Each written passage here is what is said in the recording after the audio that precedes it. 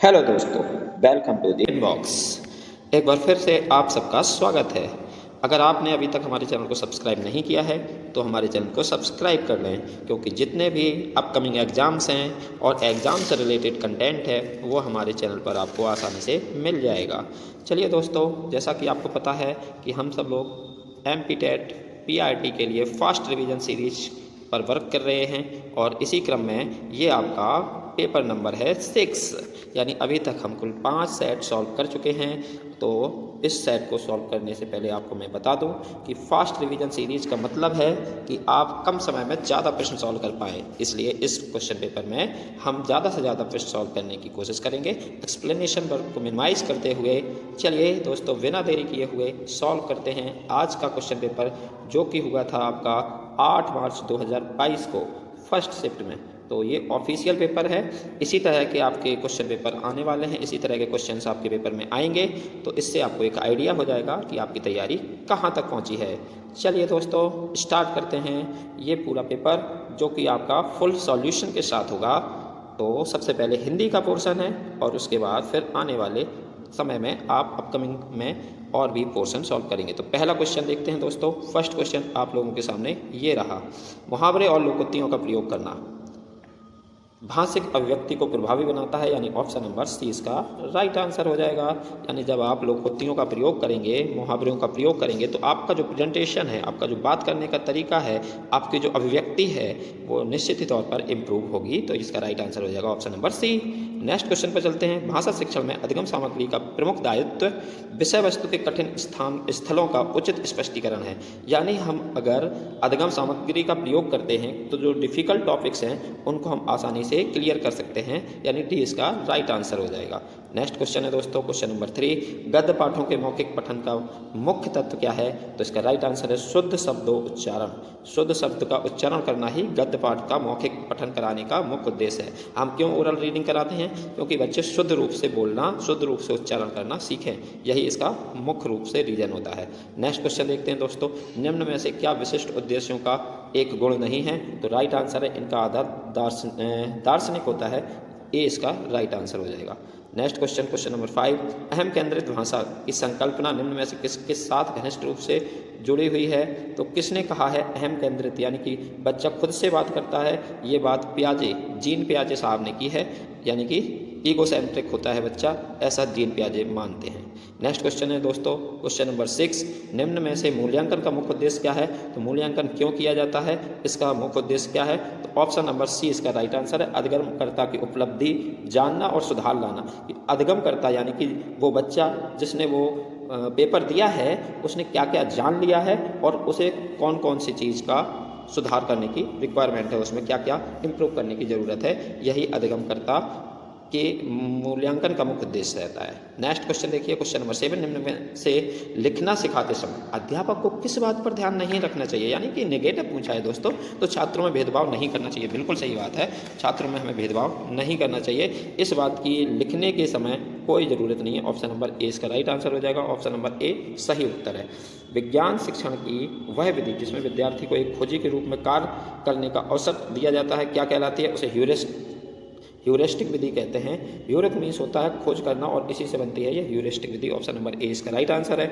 Next question पर चलते हैं। इस कथन यानी कि जो कथन दिया गया है उसे आप रीड करेंगे, फिर देखते हैं क्या है इसका सही आंसर। व्याकरण व्यवहारिक तथा सैद्धांतिक होती है से आप क्या समझते हैं? यानी कि इसका मतलब है पूर्णतः सहमत है। आप इस कथन से पूर्णतः सहमत है। बिल्कुल, व्यवहारिक होती है और सैद्धांतिक होती है, नियमों से चलती है। व्याकरण में आपको बहुत सारे रूल्स पढ़ने होते हैं, तो सी इसका राइट आंसर हो जाएगा। नेक्स्ट क्वेश्चन है क्वेश्चन नंबर 10। द्वितीय भाषा के रूप में हिंदी सीखने का मुख्य उद्देश्य क्या है? तो राइट आंसर है दैनिक जीवन में हिंदी में समझने तथा बोलने की क्षमता का विकास करना, यही राइट आंसर है। बी उसका राइट आंसर हो जाएगा। नेक्स्ट क्वेश्चन, कविता शिक्षण के अंतर्गत सीखने का मुख्य उद्देश्य क्या है? तो इसका राइट आंसर है ऑप्शन नंबर ए, भावों की अनुभूति करना ही कविता शिक्षण का मुख्य उद्देश्य होता है। Next question, question number 12। कविता शिक्षण के अंत में सस्वर पाठ के सोपान का उद्देश्य क्या है? क्यों दिया जाता है स्वर के साथ पढ़ने के लिए? तो वो है कविता के भावों को अवगत करवाना, यानी कि ऑप्शन नंबर बी इसका राइट आंसर है। दोस्तों, इस क्विक रिवीजन सीरीज में हम एक्सप्लेनेशन वर्क नहीं करेंगे, क्योंकि हमारा उद्देश्य है कि आप ज़्यादा से ज़्यादा क्वेश्चन कम समय में देख पाएँ, समझ पाएँ, जिससे आपको एक आइडिया हो कि आपके पेपर में किस तरह के क्वेश्चन आने वाले हैं। नेक्स्ट क्वेश्चन है आपका क्वेश्चन नंबर 13, भाषा शिक्षण के संदर्भ में निम्नलिखित में से कौन सी पाठ्य पुस्तकों की उपयोगिता नहीं है? तो right answer option number D, यानी पाठ्य पुस्तकें शिक्षक और छात्रों के ज्ञानार्जन का महत्वपूर्ण साधन है, ये इसकी उपयोगिता नहीं है। जी हाँ, राइट आंसर डी हो जाएगा।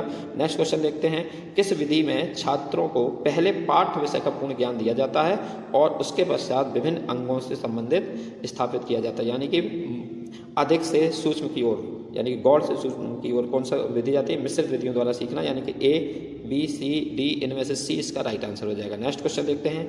नेक्स्ट क्वेश्चन में आपके पैसेज है दोस्तों, तो पैसेज आप क्विकली रीड करेंगे। आपकी स्क्रीन पर हम कर देते हैं ये पैसेज, आपकी स्क्रीन पर ये आ गया पैसेज, तो आप इसे पॉज करके वीडियो रीड कर लेना, जिससे आपके समय की बचत हो सके। हम बढ़ते हैं आगे, आप इसे पॉज करके रीड कर लें अच्छे से और उसके बाद आगे के क्वेश्चन सॉल्व करें। चलिए दोस्तों, नेक्स्ट क्वेश्चन है क्वेश्चन नंबर 15। क्वेश्चन नंबर 15 में दिया गया है, निम्नलिखित में से चिकित्सा विज्ञान के क्षेत्र में खोजों के द्वारा अब तक क्या संभव नहीं हो पाया है? तो राइट आंसर है ऑप्शन नंबर ए, इसका राइट आंसर हो जाएगा। नेक्स्ट क्वेश्चन देखते हैं, इसी से संबंधित होगा, इसी पैसेज से। निम्नलिखित में से चेचक के टीके के आविष्कारक कौन थे? तो सबको पता है, एडवर्ड जेनर ने चेचक के टीके का आविष्कार किया था। ऑप्शन नंबर बी इसका राइट आंसर हो जाएगा। नेक्स्ट क्वेश्चन है क्वेश्चन नंबर 17, निम्नलिखित में से कौन सा शब्द दीर्घ संधि का सही उदाहरण है? तो राइट आंसर है स्वार्थी, ऑप्शन नंबर ए इसका राइट आंसर हो जाएगा। नेक्स्ट क्वेश्चन पर देखते हैं दोस्तों, क्वेश्चन नंबर 18, निम्नलिखित में से पुल्लिंग शब्द का चयन कीजिए। पुल्लिंग शब्द है आपका लोहा, तो आप बोल के भी देख सकते हैं, लोहा गल गया, लोहा भारी है, लोहा से संबंधित जितने भी शब्द हैं वो पुल्लिंग में ही बनते हैं। जैसे कावेरी नदी है, तो नदी तो आपकी स्त्रीलिंग होती है, अश्विनी, तो ये सारे आपके इनमें से लोहा आपका पुल्लिंग माना गया है, बी इसका राइट आंसर है। नेक्स्ट क्वेश्चन देखते हैं 19, निम्नलिखित में से कुछ संक्रामक रोग उन्हें खत्म कर देने के हमारे प्रयासों के खिलाफ कैसे लड़ते हैं? तो राइट आंसर है वैक्सीनों के प्रभावहीन बनाने की शक्ति विकसित करके, ऑप्शन नंबर ए इसका राइट आंसर हो जाएगा। नेक्स्ट क्वेश्चन देखते हैं दोस्तों, क्वेश्चन नंबर है आपका 20, निम्नलिखित में से कौन सा शब्द प्रत्यय का प्रयोग कर बनाया गया है? तो उपसर्ग प्रत्यय से भी क्वेश्चन आपके पूछे गए हैं। तो मिलाप, मिलने के मिल और आप बराबर मिलाप प्रत्यय का प्रयोग करके बना है, ऑप्शन नंबर ए इसका राइट आंसर हो जाएगा। नेक्स्ट क्वेश्चन देखते हैं क्वेश्चन नंबर 22, उपयुक्त गद्यांश के संदर्भ में असत्य कथन की पहचान करना है, असत्य कथन का चयन करना है। तो क्या गलत है? ऑप्शन नंबर सी गलत है, हम एक भी एंटीबायोटिक के बारे में नहीं जानते हैं, ये इसका राइट आंसर है। यानी यही क्वेश्चन में पूछा गया है कि कौन सा कथन गलत है, ये कथन गलत है और जो गलत है वही सही है यहाँ पे, ऑप्शन नंबर सी इसका राइट आंसर है। नेक्स्ट क्वेश्चन देखते हैं 22, निम्नलिखित में से किसे चिकित्सा शास्त्र का जनक माना जाता है? तो हिप्पोक्रेटिस को चिकित्सा शास्त्र का जनक माना जाता है दोस्तों, ऑप्शन नंबर ए इसका राइट आंसर हो जाएगा। अब अगले आपके पोएम दी गई है छोटी सी, इसे आप रीड कर लीजिए।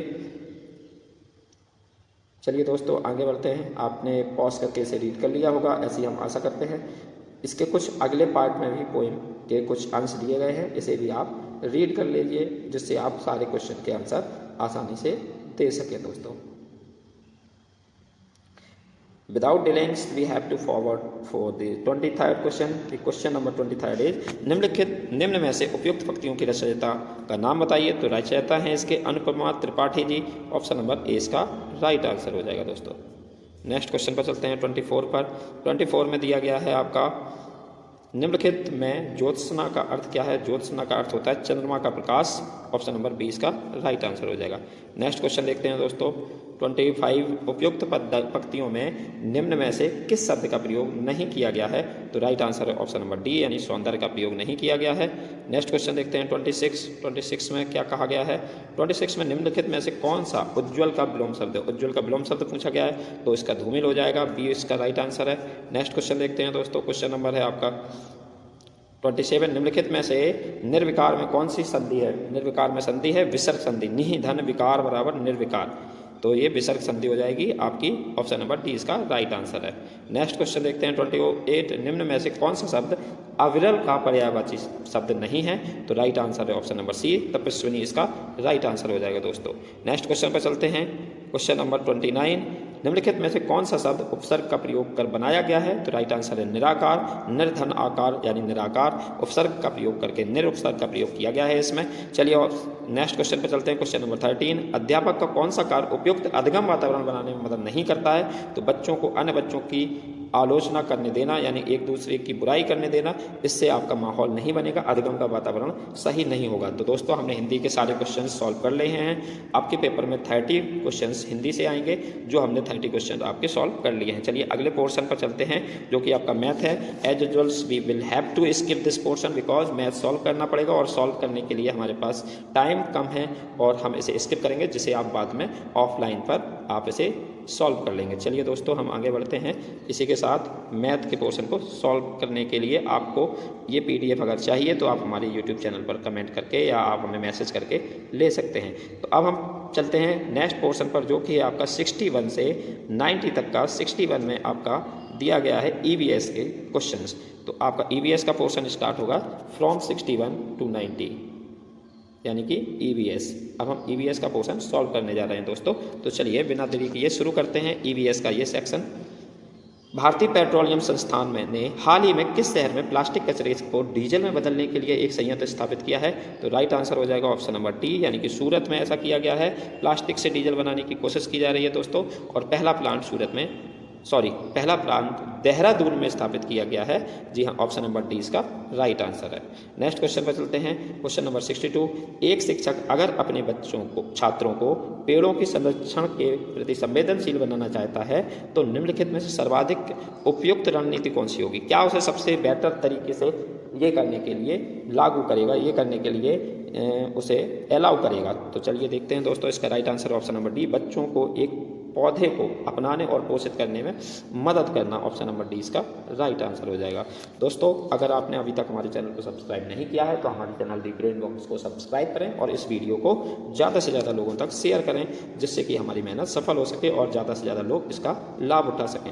नेक्स्ट क्वेश्चन पर देखते हैं। 63 पर घरेलू पशुओं से इष्टतम उत्पादन के लिए डैश डैश और डैश को उनके समग्र विकास और प्रदर्शन के लिए आश्रय में आवश्यक है। तो इसका राइट आंसर हो जाएगा ऑप्शन नंबर B यानी पहले में भरना होगा आपको स्थान, दूसरे में भरना होगा चारा, तीसरे में भरना होगा पानी। घरेलू पशुओं के इष्टतम उत्पादन के लिए स्थान, चारा और पानी को उनके समग्र विकास और प्रदर्शन के लिए आश्रय में आवश्यक है। तो इसका राइट आंसर है ऑप्शन नंबर B।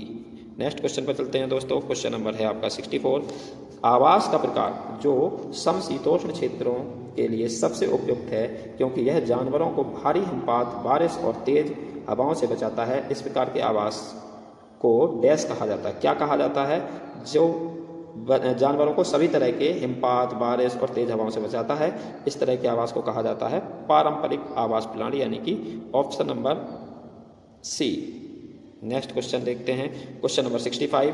आवास व्यवस्था के उस प्रकार का नाम बताइए जिसमें जानवरों को विपरीत दिशा में शेड में बांधा जाता है, शेड की सफाई और गायों का दूध दोहना आसान है और पशुओं से पशु में रोग संचरण की संभावना भी कम हो जाती है। तो राइट आंसर है ऑप्शन नंबर A। इसे कहा जाता है आवास की पूंछ से पूंछ प्रणाली यानी कि tail to tail system of housing. आवास लेसन से ये सारे क्वेश्चन पूछे गए हैं दोस्तों। नेक्स्ट क्वेश्चन देखते हैं। बाल हत्या एवं स्वजाति भक्षणपावाद निम्न में से किसे दर्शाता है? तो right answer option number A सांस्कृतिक सापेक्षता को दर्शाता है। ये ए इसका राइट आंसर हो जाएगा। नेक्स्ट क्वेश्चन देखते हैं। Question number 67। कन्या भ्रूण हत्या को सरकार ने किस वर्ष अधिनियम बनाकर प्रतिबंधित किया? किस वर्ष कन्या भ्रूण हत्या यानी कि गर्भ में ही कन्या के प्रशिक्षण के बाद उसे पता लगाकर हत्या की जाती थी, उसे मार दिया जाता था। तो गर्ल चाइल्ड के सेफ के लिए यह अधिनियम बनाया गया। ऑप्शन नंबर C इसका राइट आंसर हो जाएगा। 2008 में ऐसा किया गया, प्रतिबंधित कर दिया गया। भ्रूण हत्या कानूनी अपराध है। नेक्स्ट क्वेश्चन देखते हैं। नमक का सूत्र क्या गया है? तो बहुत सरल क्वेश्चन है, NaCl इसका नमक का सूत्र हो जाएगा। ऑप्शन नंबर A इसका राइट आंसर है। नेक्स्ट क्वेश्चन पर चलते हैं। 69। विटामिन A की खोज किस वर्ष की गई, किस सन में की गई? तो ऑप्शन नंबर B यानी कि 1913 में ऐसा किया गया। 1913 में विटामिन A की खोज की गई थी। Next question 70। विश्व अंतरिक्ष सप्ताह किस वर्ष मनाया जाता है, किस वर्ष से मनाया जाता है? एक्चुअली कब से मनाना शुरू हुआ? ऑप्शन नंबर C यानी कि 1999 से ये मनाना शुरू किया गया था। किस भारतीय वैज्ञानिक को वायु गतिकी और एयर स्पेस डिजाइन के विशेषज्ञ के रूप में जाना जाता है? तो राइट आंसर है option number D Tumkur Sitaramayya Prahlad. तो ऑप्शन नंबर D इसका राइट आंसर है। Next question 72। निम्नलिखित में से कौन विश्व का पहला लकड़ी का उपग्रह है? तो राइट आंसर है option number B। Option number B विजावुडसैट। नेक्स्ट क्वेश्चन पर देख जाते हैं। क्वेश्चन नंबर है आपका 73। हमारे सौर मंडल का सबसे बड़ा चंद्रमा के बारे में सबको पता है, गैनीमेड है, जो कि शनि का उपग्रह है दोस्तों। नेक्स्ट क्वेश्चन देखते हैं, जो कि आपका बृहस्पति का उपग्रह है, टाइटन शनि का उपग्रह है। नेक्स्ट क्वेश्चन पर चलते हैं दोस्तों। अग्नि 5 किस प्रकार की मिसाइल है? तो अग्नि 5 आपकी लंबी दूरी की सतह से सतह पर मार करने वाली बैलिस्टिक मिसाइल है। ऑप्शन नंबर 20 का राइट आंसर हो जाएगा। नेक्स्ट क्वेश्चन पर चलते हैं दोस्तों। 75 निम्नलिखित में से कौन सा मिशन अंतरिक्ष स्पेस स्टेशन के लिए पहला निजी अंतरिक्ष यात्री मिशन है? तो राइट आंसर है ऑप्शन नंबर सी, यानी कि AXI एक्सम 1, सी इसका राइट आंसर है। नेक्स्ट क्वेश्चन पर चलते हैं दोस्तों। भविष्य में संभावित टक्कर के लिए कौन सी आकाशगंगा मिल्की वे आकाशगंगा की ओर बढ़ रही है? तो जैसा कि हम जानते हैं अंतरिक्ष में कई आकाशगंगाएं हैं, उनमें से एक हमारी भी है मिल्की वे आकाशगंगा, जिसमें कई आपके सोलर सिस्टम हैं और उनमें से एक हमारा सोलर सिस्टम है जो कि सूर्य वाला। तो कौन सी आकाशगंगा है जो हमारी मिल्की वे आकाशगंगा की ओर बढ़ रही है, उससे टकरा सकती है, ये खतरा है? तो ऑप्शन नंबर 20 का राइट आंसर हो जाएगा। नेक्स्ट क्वेश्चन पर चलते हैं दोस्तों। Right answer option B. Next question है आपका क्वेश्चन नंबर 77। दुनिया में दालों का सबसे बड़ा उत्पादक होने के साथ साथ उपभोक्ता भी है। कौन है ऐसा जो दालों का सबसे बड़ा उत्पादक है और सबसे ज़्यादा उपभोक्ता भी है? तो ऑप्शन नंबर ए, इंडिया हमारा। सबसे ज़्यादा दालें यहाँ पे पैदा भी होती हैं और सबसे ज़्यादा यही यहाँ के लोग दाल खाते भी हैं। दाल चावल हर चीज़ में दाल डलती है, आप देखते हैं। निम्नलिखित में से किस व्यक्तित्व के जन्मदिन को युवा दिवस के रूप में मनाया जाता है? तो युवा दिवस किसकी याद में मनाते हैं? स्वामी विवेकानंद के याद में मनाते हैं, यूथ डे, स्वामी विवेकानंद। ए इसका राइट आंसर हो जाएगा। Next question 79। एशियाई खेलों की मेजबानी करने वाला पहला देश कौन सा है? पहला देश सबसे पहले भारत ने ही एशियाई खेलों की मेजबानी की थी, हमारा देश इंडिया, इसका राइट आंसर हो जाएगा। Next question 80। प्रथमतः शतरंज का आविष्कार किसके द्वारा किया गया था? तो राइट आंसर ऑप्शन बी, यानी पुजारी के द्वारा किया गया था। नेक्स्ट क्वेश्चन है आपका 81 पे देखिए। अवलोकन विधि के संबंध में निम्नलिखित में कौन सा विकल्प सबसे उपयुक्त है? तो राइट आंसर हो जाएगा ऑप्शन नंबर सी, यानी छात्र अवलोकन करते हैं और स्थायी और सच्चा ज्ञान प्राप्त करते हैं। अवलोकन का मतलब होता है ऑब्जर्वेशन। जब कोई भी स्टूडेंट ऑब्जर्व करता है तो उसका जो ज्ञान है वो परमानेंटली उसके माइंड में सेट हो जाता है और वो उसके अकॉर्डिंग अपने आप को ढाल लेता है। नेक्स्ट क्वेश्चन है आपका निम्नलिखित में कौन सी पाठ्य योजना की पारंपरिक विधियाँ हैं? तो ये सारी विधियां आपकी पारंपरिक विधियां हैं। तो ऑप्शन 1, 2, 3 इसके राइट आंसर हैं, यानी कि डी इसका ऑप्शन राइट हो जाएगा। नेक्स्ट क्वेश्चन है पर्यावरण विज्ञान के शिक्षण में स्रोतों का उपयोग निम्नलिखित में से भावना पैदा करता है? तो right answer option number A, जीवांतता और वास्तविकता का प्रयोग की भावना पैदा करता है। अगर हम स्रोतों का प्रयोग करते हैं कि हाँ ये वास्तव है, अगर हमें कन्फर्म करना है तो हमें सबूत देना पड़ेगा, यानी सोर्स देना पड़ेगा। निम्नलिखित में से क्या परिचर्चा के संसाधन का कारण नहीं है? तो right answer option number C, यानी कि ऑप्शन नंबर सी इसका राइट आंसर है। समूह में केवल एक नेता का चयन करें, ये इसका नेगेटिव पॉइंट है, ठीक है। तो नेगेटिव पूछा है, कारण नहीं है, तो जब नेगेटिव पूछा है तो ऑप्शन नंबर सी इसका राइट आंसर हो जाएगा। नेक्स्ट क्वेश्चन पर चलते हैं 85 पर। निम्नलिखित में से कौन सा प्रदर्शन पद्धति का दोष है? तो प्रदर्शन पद्धति का दोष पूछा गया है, तो बी इसका राइट आंसर है। विद्यार्थियों को प्रदर्शन में प्रयुक्त उपकरणों को संभालने की अनुमति नहीं देना। अगर हम बच्चों को जो भी इक्विपमेंट है वो यूज नहीं करने देंगे तो फिर कोई मतलब नहीं है कि हम प्रदर्शन पद्धति का प्रयोग करें। नेक्स्ट क्वेश्चन है 86। Hyogo framework for action HFA dash के बीच वो आपदा जोखिम कम करने के प्रयासों के लिए वैश्विक खाता था, एक्चुअली अब नहीं है। तो ऑप्शन नंबर डी 2005 और 2015 तक था, ये इसका ऑप्शन है डी राइट। नेक्स्ट क्वेश्चन पर चलते हैं दोस्तों। क्वेश्चन नंबर है 87। डैश में शिक्षक संसाधनों और सुझाव दे सकते हैं और शिक्षार्थी सूचना और संचार प्रौद्योगिकी का उपयोग करके घर पर सीख सकते हैं। उदाहरण के लिए एक वीडियो का उपयोग। तो ऐसी कौन सी तकनीकी है जिसमें बच्चे घर पर सीखते हैं और टीचर्स एक किसी टेक्नोलॉजी का प्रयोग करके निर्देश देते हैं? तो वो है आपका flipped classrooms, option number B इसका राइट आंसर है। नेक्स्ट क्वेश्चन देखते हैं दोस्तों 88 में कहा गया एक शिक्षक स्कूल गलियारे से गुजरते समय बच्चों के एक समूह को कक्षा छोड़ते हुए देखते हैं, ठीक है। वह उन्हें डांटते हैं और क्लास में जाने को कहते हैं। अगर अगले दिन क्या होता है, शिक्षक यह सुनिश्चित करने के लिए उसी स्थान पर कई बार जाते हैं, समूह फिर से कक्षाओं को छोड़ रहा है या नहीं? निम्नलिखित में से कौन सा आकलन उपकरण शिक्षक नियोजित कर रहे हैं? तो ऑप्शन है आपका राइट इसका डी, यानी कि 1 और 2 दोनों। 1 और 2 में क्या दिया गया है? तो देखिए 1 और 2 में क्या मतलब है, उद्देश्यपूर्ण अवलोकन। उनका उद्देश्य क्या था कि ये जानना कि क्या बच्चे फिर से वही गलती कर रहे हैं। और आकस्मिक अवलोकन भी है, क्योंकि उन्होंने बच्चों को बताया थोड़ी ना था कि हम कल फिर आएंगे चेक करने। तो ये आकस्मिक अवलोकन भी है और उद्देश्यपूर्ण अवलोकन भी है, इसलिए इसका राइट आंसर हो जाएगा option number T.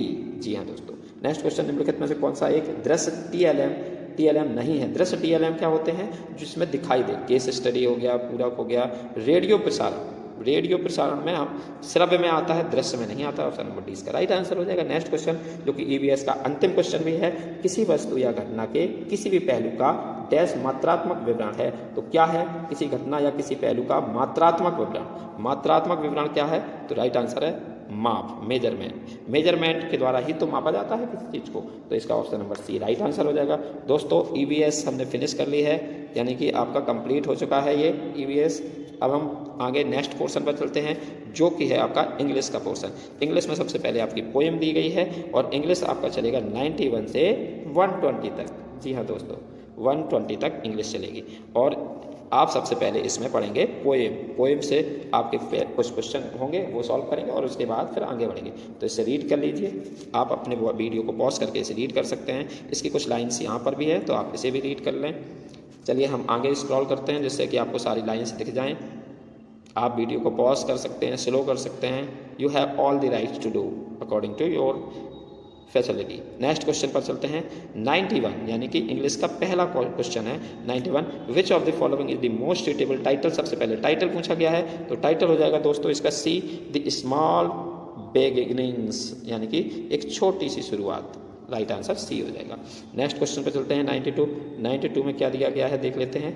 He thought not of the death he did, whom does the poet talk about in the given line। इस लाइन में पोइट ने किसके बारे में बात की है? अबाउट ए स्ट्रेंजर, एक अजनबी के बारे में बात की है। ऑप्शन नंबर डी इसका राइट आंसर हो जाएगा। नेक्स्ट क्वेश्चन पर चलते हैं 93 पर। 93 में क्या कहा गया है? And saved A life beside. इसमें पूछा गया कि बिसाइड कौन सा पार्ट ऑफ स्पीच है? तो ये प्रीपोजिशन होता है, सभी जानते हैं। ऑप्शन नंबर बी इसका राइट आंसर हो जाएगा। 94 देख लेते हैं दोस्तों। 94 में कहा गया है what does the word vows mean in the given poem. इसका मतलब क्या होता है? To do something in a certain manner, यानी प्रतिज्ञा, एक निश्चित रूप से किसी चीज को करना, सर्टेन मैनर में करना ही वाव कहलाती है, यानी प्रतिज्ञा कहलाती है। ऑप्शन नंबर ए इसका राइट आंसर। 95 पर चलते हैं दोस्तों। 95 में देख लें। 95 में which of the following is nearest in the meaning to the word bring. तो इसका राइट आंसर हो जाएगा option number D. Next question पर चलते हैं 96 पर देखते हैं। 96 में दिया गया है दोस्तों बाय समर नेवर ड्राइड। तो राइट आंसर इसमें क्या अपोजिट पूछा गया है? किसका अपोजिट पूछा गया है? ड्राइड का। तो ड्राइड का अपोजिट क्या हो जाएगा? वेट, यानी कि सूखे का गीला, यानी ऑप्शन नंबर डी इसका राइट आंसर हो जाएगा। नेक्स्ट क्वेश्चन पर चलते हैं 97 में क्या दिया गया है दोस्तों? 97 में दिया गया है आपका a little spring had lost its way, which part of speech it's. It's का पार्ट ऑफ स्पीच तो सभी जानते हैं कि इट्स एक प्रोनाउन होता है। राइट आंसर हो जाएगा ऑप्शन नंबर बी, यानी कि इसका राइट आंसर है ऑप्शन नंबर बी। जी हाँ दोस्तों। नेक्स्ट क्वेश्चन पर चलते हैं 98 में क्या दिया गया है? 98 में दोस्तों एक पैसेज दिया गया है, तो सबसे पहले आप इस पैसेज को अच्छे से रीड कर लें और उसके बाद इससे संबंधित हम सारे क्वेश्चन सॉल्व करेंगे। तो महाराणा प्रताप के संबंध में ये पैसेज है, तो आप आराम से इसे रीड कर लीजिए। आपके स्क्रीन पर ये पैसेज आ चुका है, एक ही बार में आप इसे रीड कर लें और वीडियो को पॉज करके आप इसे रीड कर सकते हैं, जिससे आपका टाइम बच जाएगा। हम भी आपसे ज़्यादा टाइम नहीं लेंगे, बिना देरी किए हम अगले क्वेश्चन पर चलते हैं। आप इतने टाइम में तो वीडियो को पॉज कर ही सकते हैं और we have to keep in mind to save the time. That's why we are not explaining each and every questions where it is necessary. I am going to just explain only that part. That's why we have to move for the further question, which is 98. Let's have a look on 98 question number. Question number 98 में क्या कहा गया? According to the given passage, who was the 45th ruler of Mewar in the line of the Sisodia Rajput. Sisodia Rajput के क्रम में जो आपका 54th ruler था वो कौन था? तो महाराणा प्रताप ही थे। ये पैसेज में दिया गया है दोस्तों। 99 पर देख लीजिए। 99 में क्या दिया गया है? 99 में है who among the following led Mughal force in the battle of Haldighati. Haldi Ghati के युद्ध में मुगल साम्राज्य यानी मुगल सेना का नेतृत्व किसने किया था? तो राजा मान सिंह ने किया था। मान सिंह फर्स्ट इसके राइट आंसर हो जाएगा। 100 क्वेश्चन पर चलते हैं दोस्तों। 100 क्वेश्चन हम कंप्लीट कर लेते हैं इसी के साथ। The bloody siege of Chittorgarh had led to which of the following. इससे क्या हुआ था? The loss of the fertile eastern belt of Mewar to the Mughals. इससे जो मेवाड़ का ईस्टर्न पार्ट था, जो कि उपजाऊ भूमि थी, वो मुगलों के पास चली गई थी। यही इसका आउटकम निकला था। ऑप्शन नंबर सी इसका राइट आंसर हो जाएगा। तो दोस्तों हमने 100 क्वेश्चन कंप्लीट कर लिए हैं। एक बार फिर से आपको याद दिलाते हैं कि हम एमपी टेट वर्ग 3 मैराथन सीरीज कर रहे हैं, जो कि आपका previous year fast revision series के नाम से जानी जाती है। और अगर आपने अभी तक हमारे चैनल को सब्सक्राइब नहीं किया है तो I request you to all please subscribe my YouTube channel and share this video to all your needy people. Thank you. So चलिए आगे बढ़ते हैं। 101 देख लेते हैं क्या है आपका। Which of the following is not correct here according to the given passage. इस पैसेज के अकॉर्डिंग यहाँ पे कौन सा सेंटेंस है जो सही नहीं है। Shakti Singh sought revenge and left the Ajmer to join the army of Akbar। इसका राइट आंसर है ऑप्शन नंबर डी। डी इसका सही आंसर हो जाएगा। नेक्स्ट क्वेश्चन पर चलते हैं दोस्तों। तो नेक्स्ट क्वेश्चन है आपका 102। The desire of the noble prevailed, ठीक है, which of the following is the nearest. तो इसका सिनोनिम्स पूछा गया है, तो सक्सीड इसका सिनोनिम्स हो जाएगा। ऑप्शन नंबर डी इसका राइट आंसर है। नेक्स्ट क्वेश्चन 102 पर 3 पर चलते हैं। तो 3 में क्या दिया गया है। वार बिकम इन इवेटेबल, तो इसका राइट आंसर ऑप्शन नंबर ए। अवॉइडेबल इसका राइट आंसर हो जाएगा। अवॉइडेबल यानी कि उसे टाला ना जा सके, ठीक है। तो विच of the following opposite, opposite इसका अवॉइडेबल हो जाएगा। नेक्स्ट क्वेश्चन देखते हैं। Question number 104। इसमें क्या कहा गया है। The Mughals were victorious and inflicted significant casualty यानी कि बहुत सारी मौत हुई थी। एमंग का पार्ट ऑफ स्पीच पूछा गया है दोस्तों। इसमें एमंग का पार्ट ऑफ स्पीच डी इसका राइट आंसर हो जाएगा, यानी कि प्रीपोजिशन इसका राइट आंसर है। नेक्स्ट क्वेश्चन देखते हैं दोस्तों। नेक्स्ट में क्या कहा गया है। Pratap refuse to personally submit to Akbar. तो प्रताप ने जो कि पर्सनली कह दिया था कि हम अकबर के समक्ष अपना समर्पण नहीं करेंगे। तो पर्सनली का मतलब क्या है, यानी कि एडवर्ब है। यहाँ पे पार्ट ऑफ स्पीच क्या है, तो एडवर्ब के रूप में यूज किया जा रहा है, जो सबमिट को क्वालिफाई कर रहा है। सबमिट के लिए यूज वर्ड हुआ है ये पर्सनली, तो इस तरह से ये वर्ब को क्वालिफाई कर रहा है, यानी कि एडवर्ब है। नेक्स्ट क्वेश्चन पर चलते हैं। 106 में क्या दिया गया है। In which of the following grammar cum translation method can be best used. इसमें से किस लैंग्वेज का प्रयोग किया जाता है। तो सेकंड लैंग्वेज में ग्रामर कम ट्रांसलेट, यानी कि ट्रांसलेट कर करके हम सीखते हैं। इंग्लिश एक आपकी सेकंड लैंग्वेज है, तो इंग्लिश को हम कैसे सीखते हैं। इंग्लिश को भी तो हम ऐसे ही सीखते हैं, ट्रांसलेशन कर करके, यानी कि टेंस बना बना के। नेक्स्ट क्वेश्चन देखते हैं 107। Which of the among the following teaching method is also known as the natural method. इस टीचिंग मेथड का नाम नेचुरल मेथड भी है। तो राइट आंसर है डायरेक्ट मेथड का, जिसमें हम मदर टंग का प्रयोग नहीं करते। डायरेक्ट मेथड वो मेथड होता है जिसमें केवल इंग्लिश टू इंग्लिश ही चलता है, या जिस भी टारगेट लैंग्वेज है उसी के थ्रू उसी को सिखाया जाता है। नेक्स्ट क्वेश्चन देख लेते हैं आपका। इसमें फिल द ब्लैंक करना है। तो यहाँ पे कौन सा बेस्ट वर्ड है जो फिल किया जा सकता है। तो ऑप्शन नंबर डी इसका राइट आंसर हो जाएगा। Option number D. It is very tricky to learn to ride a skateboard, यानी स्केटबोर्ड पर चढ़ना सीखना, यानी चलाना, स्केटिंग करना सीखना बड़ा ही ट्रिकी है। तो यहाँ पे ट्रिकी वर्ड यूज हो जाएगा, ठीक है दोस्तों। नेक्स्ट क्वेश्चन पर चलते हैं। 109 में आपका राइट आंसर हो जाएगा ऑप्शन नंबर बी, यानी कि similarly all these books are similarly, ठीक है, सिमिलरली स्ट्रक्चर्ड। ये सारी बुकें एक ही तरह से बनाई गई हैं, तो इसका right answer option number B हो जाएगा। नेक्स्ट क्वेश्चन देखते हैं। Question number 110। Without surgery this animal will die slowly and dash है आपका पेनफुली, यानी कि दर्द से मर जाएगा। तो ऑप्शन नंबर डी इसका राइट आंसर हो जाएगा। अगर हम इसका इलाज कर देंगे तो ये बच जाएगा। ऑप्शन नंबर डी इसका राइट आंसर था। तो 111 पर चलते हैं दोस्तों। 111 में आपका क्या दिया गया है। I presumes that they are not coming dash they haven't replied to the invitation. तो राइट आंसर है ऑप्शन नंबर बी, यानी कि सिंस। जैसा कि आपको पता है कि उन्होंने उस पर कोई रिप्लाई नहीं दिया, इसलिए मुझे लगता है कि वो नहीं आएंगे, ऐसा कोई कह रहा है। तो 112 पर देख लीजिए। We are going to crash watch dash. तो right answer option number B इसका राइट आंसर हो जाएगा। नेक्स्ट क्वेश्चन पर चलते हैं। 113। The road ahead was flat and dash. तो राइट आंसर है उसका स्मूथ, यानी कि अच्छी भी है और फ्लैट भी है। नेक्स्ट क्वेश्चन पर चलते हैं। 114 में क्या दिया गया है।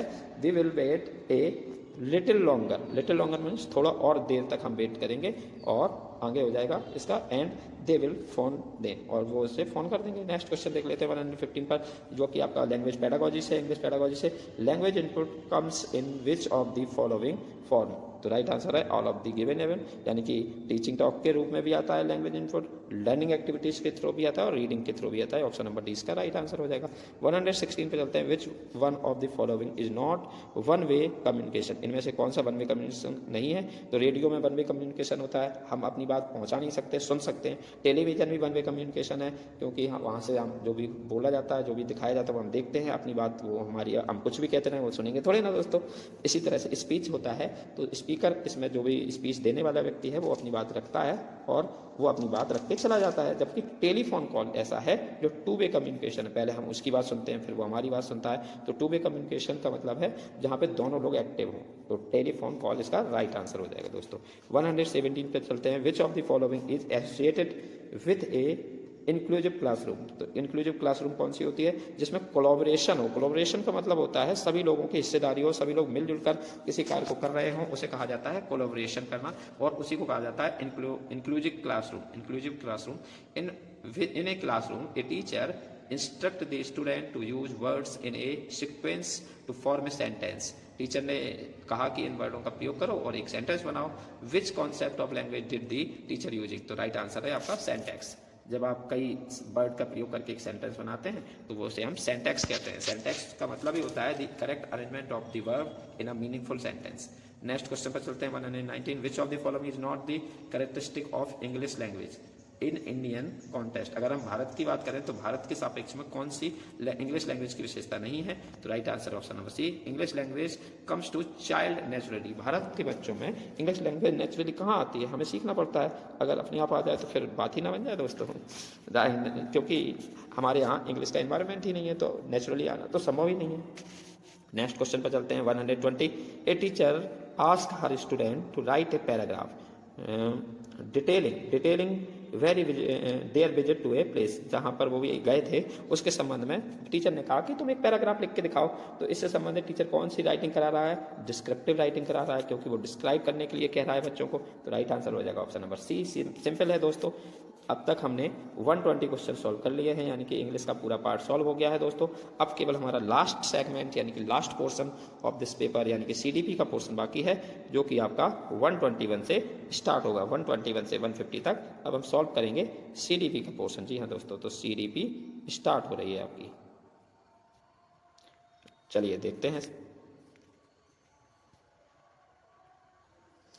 चलिए दोस्तों सीडीपी स्टार्ट करते हैं। तो पहला क्वेश्चन है, शिक्षा के संदर्भ में सामाजिकरण का अर्थ है। सामाजिकरण का अर्थ पूछा गया है शिक्षा के संदर्भ में, तो इस संदर्भ में सामाजिकरण का अर्थ है सामाजिक वातावरण को समायोजित करना। ऑप्शन नंबर डी इसका राइट आंसर हो जाएगा दोस्तों। नेक्स्ट क्वेश्चन पर चलते हैं, क्वेश्चन नंबर 122, समुदाय सबसे छोटा क्षेत्रीय समूह है जो सामाजिक जीवन के सभी पहलुओं को अपना सकता है, यह परिभाषा किसने दी? तो राइट आंसर है इसका ऑप्शन नंबर ए यानी कि डेविस ने दी। Right answer option number A हो जाएगा दोस्तों। नेक्स्ट क्वेश्चन पर चलते हैं, विच यानी कि निम्नलिखित में से कौन सा मानदंड है जिस पर प्रश्न पत्र बनाने के बाद विचार नहीं किया जाना चाहिए? तो राइट आंसर हो जाएगा ऑप्शन नंबर इसका डी, यानी कि प्रश्न ना तो ज़्यादा कठिन हो ना ही ज़्यादा आसान होने चाहिए, यानी कि हमें एक मॉडरेट क्वेश्चन पेपर बनाने चाहिए जिससे कि सभी प्रकार के बच्चे, सभी जो IQ लेवल के बच्चे हैं उसे सॉल्व कर सकें।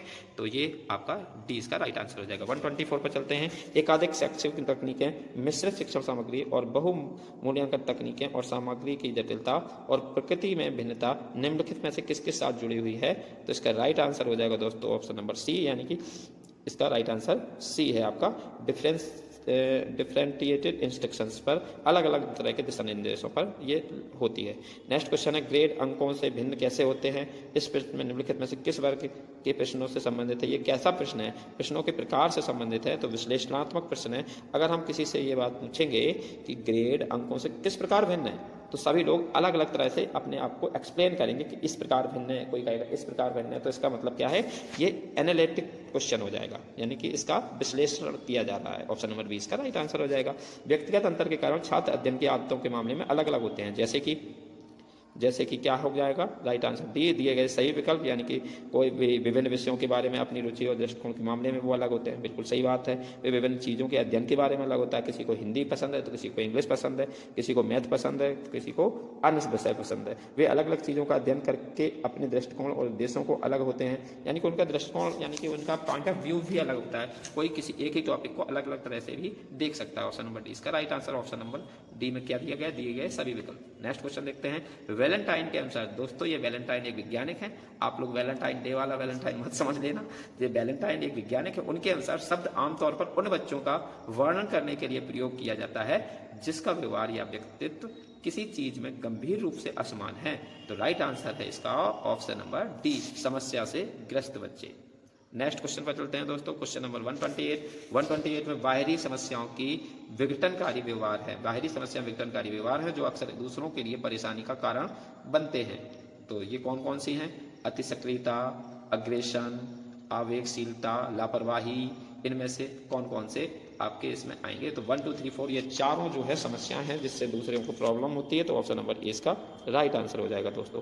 तेजी से चलते हैं नेक्स्ट क्वेश्चन पर। 129 हो जाएगा आपका। टाइफाइड के टीके की प्रथम खोज डैश के दौरान दिया जाता है। तो सिंपल क्वेश्चन है आपका, सीधा फैक्चुअल क्वेश्चन है। ऑप्शन नंबर सी इसका राइट आंसर हो जाएगा। 5 वर्ष के आयु में आपको टाइफाइड का टीका दिया जाता है, उसकी प्रथम डोज दी जाती है दोस्तों। नेक्स्ट क्वेश्चन पर चलते हैं 130। जब एक शिक्षक समय सही उत्तरों की संख्या आदि जैसे कुछ मानदंडों के आधार पर सही उत्तरों के लिए शक्ति की प्रशंसा करते हैं तो यह किसका उदाहरण बन जाता है? तो यह उदाहरण बन जाता है आपका ए ऑप्शन, यानी कि आंतरिकीय सुदृढ़ीकरण का इंटरमिटेंट रिएंफोर्समेंट, यानी कि ऑप्शन नंबर ए इसका राइट आंसर है। नेक्स्ट क्वेश्चन 131 में दिया गया प्रजातियों के अनौपचारिक रूप से पाई जाने वाली प्रक्रियाएं निम्नलिखित में से किसे कहते हैं? तो राइट आंसर ऑप्शन नंबर ए, इसका भी ऑप्शन नंबर ए इसका राइट आंसर हो जाएगा, यानी कि जातिवृत्तीय का। नेक्स्ट क्वेश्चन पर चलते हैं। Question number 132। निम्नलिखित में से कौन छात्रों के लिए अधिगम की एक नकारात्मक शिक्षण संबंधी कारक है? किससे नेगेटिविटी आती है छात्रों में? तो इसका राइट आंसर है ऑप्शन नंबर सी, पारंपरिक और नीरस शिक्षण शैली, यानी कि कन्वेंशनल और मोनोटोनियस टीचिंग स्टाइल। मोनोटोनियस नहीं होनी चाहिए, एक ही तरह की अगर हम कोई चीज़ बार बार एक ही स्टाइल से पढ़ाएंगे बच्चों को तो जाहिर सी बात है उनको बोरियत फील होगी और उनका मन भी नहीं लगेगा दोस्तों। नेक्स्ट क्वेश्चन पे चलते हैं 133। व्यवहार का विकास डैश से होता है। तो व्यवहार का विकास कैसा होता है? सामान्य से विशिष्ट की ओर, जनरल से स्पेसिफिक होता है, यानी पहले हम सबके साथ एक सा व्यवहार करते हैं, फिर स्पेसिफिक अलग अलग तरह से करना सीख जाते हैं। तो जनरल से स्पेसिफिक, ए इसका राइट आंसर। Next question 134। निम्नलिखित में से कौन सा वस्तु स्थायित्व का अवधारणा की विशेषता नहीं है? नेगेटिव पूछा है दोस्तों, इस बात का ध्यान रखिए। तो इसका राइट आंसर है ऑप्शन नंबर सी, यानी कि एब्स्ट्रैक्ट इसकी विशेषता नहीं है। नेक्स्ट क्वेश्चन देखते हैं। ऑप्शन नंबर सी इसका राइट आंसर था। 135 पर क्या दिया गया? निम्नलिखित में से कौन सी क्रिया गैर हाजिरी की श्रेणी में नहीं होगी? तो राइट आंसर है इसका ऑप्शन नंबर डी, यानी ना तो ए ना तो डी, यानी ना तो 1 या ना तो 2। नेक्स्ट क्वेश्चन पर देखते हैं दोस्तों 136 में दिया गया गंभीर रूप से मानसिक क्षीणता वाले बच्चे डैश होते हैं, क्या होते हैं? तो राइट आंसर है इसका ऑप्शन नंबर बी, यानी कि केवल प्रशिक्षणीय होते हैं, शिक्षणीय नहीं प्रशिक्षणीय होते हैं। ऑप्शन नंबर 20 का राइट आंसर हो जाएगा। नेक्स्ट क्वेश्चन देखते हैं 137। परिवार और स्कूल के बीच संबंधों का एप्टीसीन के अध्ययन के संदर्भ में निम्नलिखित में से कौन सा सही नहीं है? तो राइट आंसर है ऑप्शन नंबर डी। हालांकि इन परिवारों के संबंधित ऐसे बच्चों का ग्रेड जहां लोकतांत्रिक पैटर्न की पालन किया गया था निम्न था, यानी कि डी इसका राइट आंसर हो जाएगा दोस्तों। नेक्स्ट क्वेश्चन पर चलते हैं 138 पर। निम्नलिखित में से किसने सामाजिकरण की यह परिभाषा दी है कि सामाजिकरण उस प्रक्रिया से संदर्भित करता है जो काफी असहाय मानव शिशु को एक आत्म जागरूक व्यक्ति के बदल देता है? तो राइट आंसर है ऑप्शन नंबर ए, यानी कि एंथनी ग्रेडेंस ने यह परिभाषा दी है। राइट आंसर डी, ए राइट आंसर इसका ए हो जाएगा दोस्तों। Next question 139। पावलोव से ये क्वेश्चन पूछा गया। पावलोव के सिद्धांत के तहत लार क्या थी? तो लार सबको पता है एक अनकंडीशनड रिस्पॉन्स था, यानी कि अअनुकूलित अनुक्रिया थी जिसे वो जानबूझकर नहीं करते थे। जब ये प्रयोग हुआ दोस्तों तो बहुत ही इंटरेस्टिंग प्रयोग है। जब भी वो पावलोव का जो कुत्ता रहता है, जब भी वो कोई डिजायर्ड वस्तु देखता है तो उसकी लार आना स्वाभाविक है, अपने आप आने लगती थी, तो उसे हम अनुकूलित अनुक्रिया कहते हैं। नेक्स्ट क्वेश्चन देखते हैं 140। रविन्द्रनाथ टैगोर का विचार था डैश से विचार से शासित था? तो सार्वभौमवाद से संबंधित इनका विचार था। यूनिवर्सलिज्म यानी सबका विकास हो, ऐसा इनका मानना था। सबको शिक्षा का अधिकार हो, ऐसा इनका मानना था। 141 देखते हैं, रैंडम कैटल के सिद्धांत के अनुसार। तो अलग अलग वैज्ञानिकों के सिद्धांतों से भी आपके क्वेश्चन आते हैं, इससे आप ये चीज़ का अनुमान लगा सकते हैं। बढ़ती उम्र के साथ ठोस व्यक्ति बुद्धि का क्या होता है? तो राइट आंसर है ठोस बुद्धि भी बढ़ती है। ठीक है, जैसे जैसे उम्र बढ़ती है तो ठोस बुद्धि भी बढ़ती है, इनके सिद्धांत के अनुसार ऐसा माना जाता है। ऑप्शन नंबर इसका राइट आंसर हो जाएगा। नेक्स्ट क्वेश्चन 142 में दिया गया है, अल्बर्ट बंडूरा ने गर्व, संतुष्टि और सिद्धि की भावना को डैश के रूप में वर्णित किया है? किसके रूप में वर्णित किया है? आंतरिक सुदृढ़ीकरण के रूप में वर्णित किया। ऑप्शन नंबर 20 का राइट आंसर हो जाएगा दोस्तों। नेक्स्ट क्वेश्चन पर चलते हैं। क्वेश्चन नंबर 143, अधिगम के लिए निम्नलिखित में से कौन सा दृष्टिकोण प्रतिफल और प्रोत्साहन से जुड़ा हुआ है? तो राइट आंसर है इसका व्यवहारवादी दृष्टिकोण। व्यवहारवादी, जैसा आप व्यवहार करेंगे उसी के संबंध में आपको प्रतिफल भी मिलेगा, ऐसा अधिगम का व्यवहारवादी दृष्टिकोण कहता है। नेक्स्ट क्वेश्चन देखते हैं दोस्तों 144, जन्मजात वृत्ति का निम्नलिखित में से कौन सा पहलू क्रिया और अनुप्रयोग से संबंधित है? तो इसका राइट आंसर हो जाएगा ऑप्शन नंबर डी, यानी सकारात्मक पहलू। ऑप्शन नंबर डी इसका राइट आंसर हो जाएगा। नेक्स्ट क्वेश्चन पर 145 पर चलते हैं। निम्नलिखित में से किस सिद्धांत का जनसंचार के सिद्धांत के रूप में परिभाषित किया गया है? तो किस सिद्धांत को किया गया है जनसंचार का सिद्धांत? तो ये है आपका इंडिविजुअल डिफरेंसेस थ्योरी, यानी कि व्यक्तिगत अंतर सिद्धांत। बी इसका राइट आंसर हो जाएगा। नेक्स्ट क्वेश्चन पर चलते हैं। उस अधिनियम का नाम बताइए जिसे समावेशी व्यापक माना जाता है और जिसका उद्देश्य भारत के दिव्यांग व्यक्तियों को समान अवसर प्रदान करना है। तो इसका राइट आंसर है आपका A, right of persons with disability act, जो कि 2016 में पारित हुआ था। इसका आंसर है ऑप्शन नंबर ए। नेक्स्ट क्वेश्चन पर चलते हैं दोस्तों। नेक्स्ट क्वेश्चन नंबर 147, एक शिक्षक को ब्लैक बोर्ड पर लिखते समय निम्नलिखित में से किस बिंदु पर ध्यान केंद्रित नहीं करना चाहिए? नेगेटिव पूछा है दोस्तों, किस पर ध्यान केंद्रित करने की जरूरत नहीं है? प्रवाही लेखन का प्रयोग, यानी कि डी इसका राइट आंसर है। कर्सिव राइटिंग की कोई भी रिक्वायरमेंट नहीं होती है एक शिक्षक के लिए। शिक्षक को इस बात पर ध्यान नहीं देना चाहिए कि वो कर्सिव ही लिखे, क्योंकि बहुत सारे बच्चे जो हैं वो कर्सिव राइटिंग को समझ नहीं पाते हैं। नेक्स्ट क्वेश्चन पर चलते हैं 148, प्याजे के मानसिक विकासात्मक सिद्धांत के निम्नलिखित में से किस चरण का बौद्धिक विकास समय के वस्तुक्रम द्वारा चिन्हित है? तो इसका राइट आंसर है ऑप्शन नंबर ए, जीन पियाजे की विकास के सिद्धांत से क्वेश्चन पूछा गया है। नेक्स्ट क्वेश्चन देखते हैं दोस्तों, 149 पर आ गए हैं हम। 149 में क्या दिया गया? एक श्रवण वाले बच्चे को सीखने में काफ़ी समय देना पड़ता है। क्या सीखने में काफ़ी समय देना पड़ता है? तो right answer option number C, यानी भाषा सीखने में काफ़ी समय देना पड़ता है। नेक्स्ट क्वेश्चन देखते हैं 150, लास्ट क्वेश्चन है इस सेट का।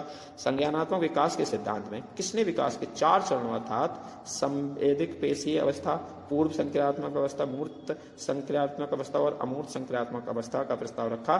तो ये और कोई नहीं, वही हमारे महान वैज्ञानिक यानी जीन पियाजे जी हैं। Option number 20। तो इस तरह से राइट आंसर हो जाएगा ऑप्शन नंबर बी। तो दोस्तों इस तरह से हमने इस पूरे सेट को कंप्लीट कर लिया है। 150 क्वेश्चंस का ये सेट कंप्लीट हो चुका है और ये हमारा 6वां सेट था। जैसा कि आपको हम पहले भी बता चुके हैं, इससे पहले हम 5 PYQ क्वेश्चन पेपर के पूरे पेपर्स सॉल्व कर चुके हैं, जो हमारे चैनल की प्लेलिस्ट में आपको मिल जाएंगे। तो हमारे चैनल पर जाइए और प्लेलिस्ट के सारे वीडियोज़ आप अपने फास्ट फॉरवर्ड में या अपने अकॉर्डिंग देख सकते हैं, जिससे कि आपके पेपर में आपको हेल्प हो सके। अगर आपने अभी तक हमारे चैनल को सब्सक्राइब नहीं किया है तो हमारे चैनल को सब्सक्राइब करें और इस वीडियो को सभी तक शेयर करें। Thank you. मिलते हैं अगले पेपर के साथ जल्दी ही इसी चैनल पर, जिसका नाम है दी ब्रेन बॉक्स, यानी कि sharp your brain with brain box. Thank you. Have a nice day.